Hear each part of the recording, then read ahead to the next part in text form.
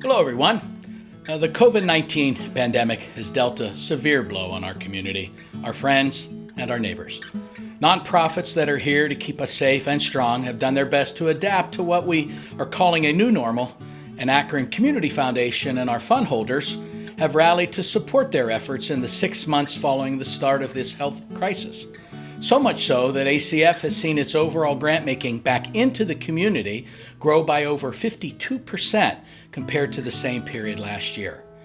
We're also especially proud of the Foundation's partnership this quarter with Summit County in administering a grant program that distributed more than $5.1 million in Federal CARES Act monies to 180 different nonprofit organizations in our community.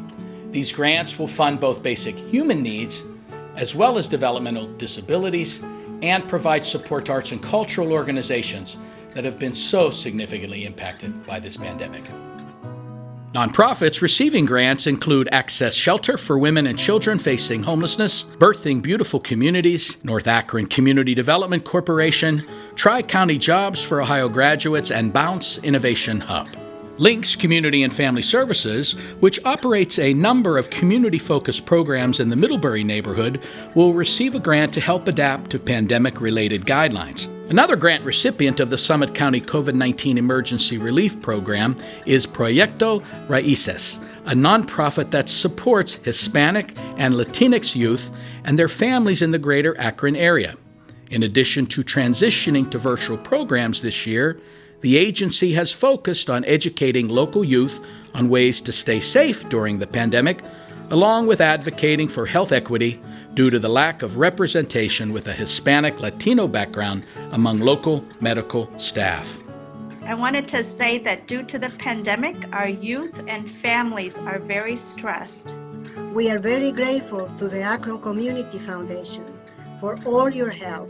Muchas gracias from all of us. Muchas gracias. We also recently wrapped up our Health and Human Services grant cycle, where we awarded more than $500,000 to agencies like Autism Society of Greater Akron, which will support adults and children with autism spectrum disorders through virtual classes and social programs. The Cuyahoga Valley Countryside Conservancy, which will provide access to locally produced food through farmers markets, along with the Empower Her Network to support empowerment plans for Akron survivors of human trafficking.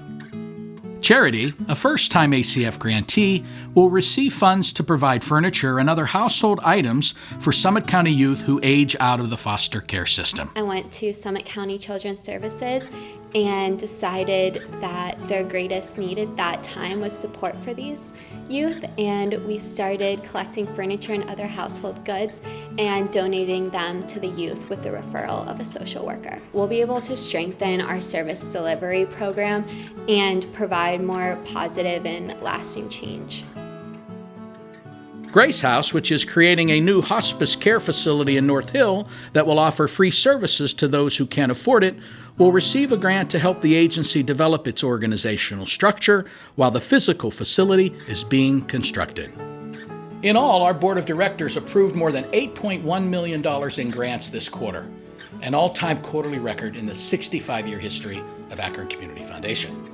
And along with the challenge of this pandemic, this past year has clearly been a boiling point for civil unrest in our community. We made a renewed commitment as an organization to help bring experts to the table to find ways to address this issue of systemic racism through a more philanthropic lens.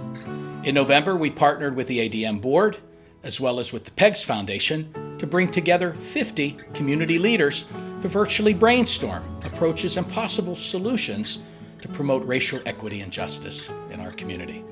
We're eagerly awaiting the final report from the East Ledge group surrounding this convening so we can determine those actionable solutions to embrace and fund moving forward into 2021. That's about it for now. Thank you for watching, and I hope we'll take a few moments during this holiday season to reflect on all we have in our lives and all of the blessings, especially our families.